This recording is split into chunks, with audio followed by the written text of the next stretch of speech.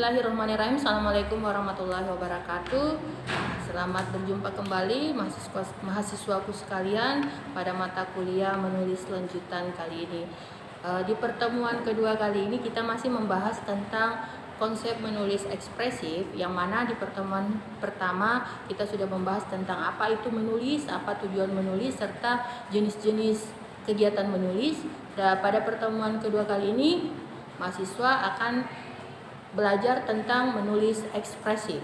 Jadi, apa tujuan yang ingin dicapai pada pembelajaran kali ini? Diharapkan setelah mengikuti perkuliahan, mahasiswa dapat menjelaskan apa itu menulis ekspresif.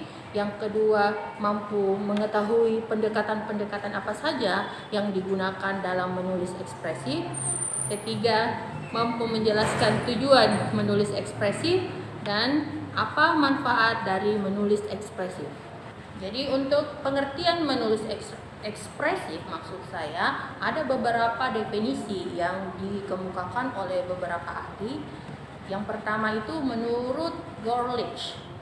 Menurut Gorlich, menulis ekspresif itu adalah apa yang sedang dilakukan seseorang ketika menulis di buku hariannya. Jadi menulis ekspresif itu berkaitan dengan menuliskan sesuatu di buku harian, itu menurut Gorlich. Yang kedua, menurut Pennebaker dalam Nur Hasanah tahun 1997 dikatakan adalah menulis ekspresif itu adalah suatu cara atau usaha untuk mengungkapkan pikiran, perasaan, dan pengalaman yang mendalam mengenai suatu peristiwa atau hal yang menimbulkan emosi dalam diri individu ke dalam tulisan tangan. Jadi menulis ekspresif itu adalah sebuah penerjemahan pengalaman yang berkaitan dengan pengalaman pahit seseorang ke dalam tulisan dan akan mengubah cara orang berpikir mengenai pengalaman tersebut.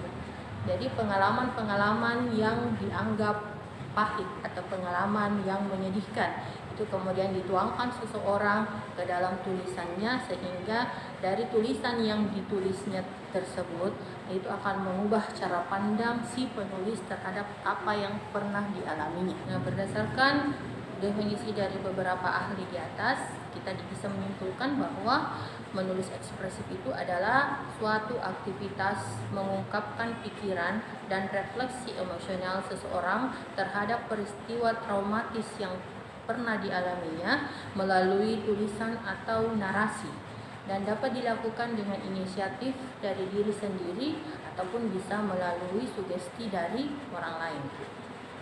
Pendekatan dalam menulis ekspresif di sini dikemukakan oleh Becky dan Wilhelm dalam Puspayani 2018 halaman 7 menyatakan bahwa ada dua pendekatan dalam menulis ekspresif. Yang pertama adalah pendekatan psikoanalisis. Pendekatan psikoanalisis di sini adalah pendekatan atau segala sesuatu perilaku manusia yang bersumber pada dorongan di dalam alam ketidaksadarannya. Pendekatan yang kedua adalah pendekatan behavior, yang didasarkan bahwa tingkah laku seseorang itu dapat dipelajari. Tingkah laku lama itu bisa diganti dengan tingkah laku baru, dan manusia itu memiliki potensi untuk berperilaku baik ataupun buruk, bisa juga melakukan sesuatu yang tepat dan juga melakukan sesuatu yang salah. Ya, terdapat beberapa teori yang berkaitan dengan menulis ekspresif yang masuk dalam pendekatan behavior, yang diantaranya adalah cognitive processing, yang merupakan salah satu mekanisme potensial yang menunjukkan bahwa menulis ekspresif itu dapat mengatur dan menyusun memori traumatis, sehingga seseorang bisa dapat lebih adaptif terhadap permasalahan yang dihadapi, baik itu permasalahan dengan dirinya sendiri maupun dengan orang lain.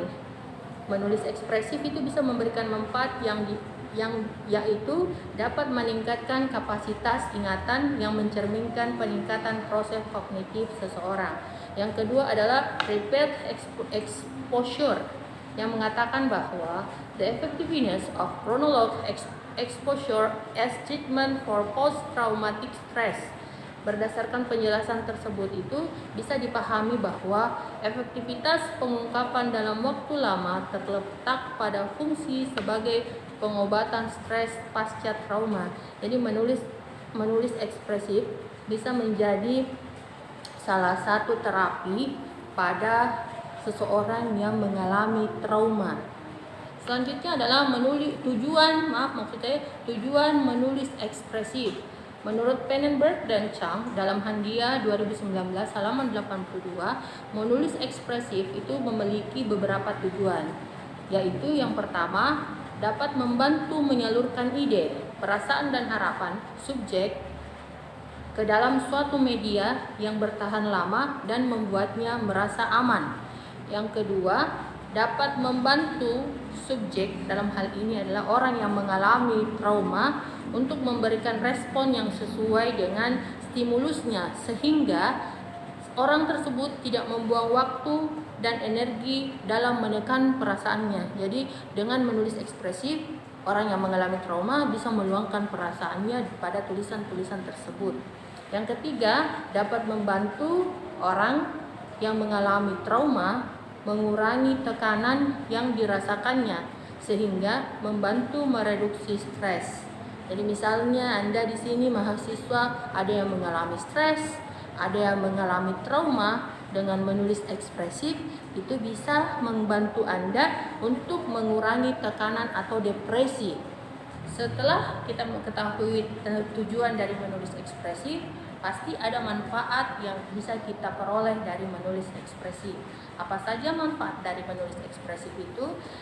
Manfaat menulis ekspresif yang dikemukakan oleh Pannenberg dan Chang dalam Rahmawati ada 3. Yang pertama adalah dapat merubah atau mengubah sikap dan perilaku, bisa meningkatkan kreativitas, memori, motivasi, dan berbagai hubungan antara kesehatan dan perilaku seseorang. Yang kedua, dapat membantu mengurangi penggunaan obat-obatan yang mengandung bahan kimia. Yang ketiga, bisa mengurangi intensitas buruk untuk pergi ke dokter atau tempat-tempat terapi. 4. Hubungan sosial itu akan semakin baik dengan masyarakat.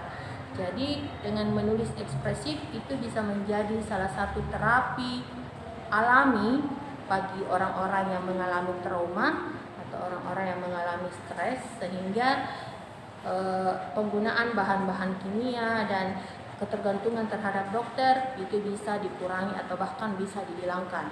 Nah, manfaat lain dari menulis ekspresif itu adalah yang pertama, bisa meningkatkan pemahaman bagi diri sendiri maupun orang lain dalam bentuk tulisan serta literatur lain. Yang kedua, dapat meningkatkan kreativitas,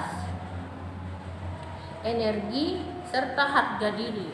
Yang ketiga, memperkuat kemampuan komunikasi dan interpersonal. Yang keempat, mengekspresikan emosi yang berlebihan yang menurunkan ketegangan.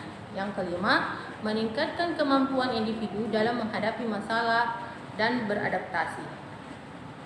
Ya, demikian tadi materi tentang menulis ekspresif. Semoga mahasiswaku sekalian pada kelas ini bisa memahaminya dan bisa menerapkan kegiatan menulis ekspresif baik itu di rumah maupun di dalam kelas ini. Semoga apa yang kita lakukan hari ini bisa bermanfaat dan bernilai ibadah bagi kita semua.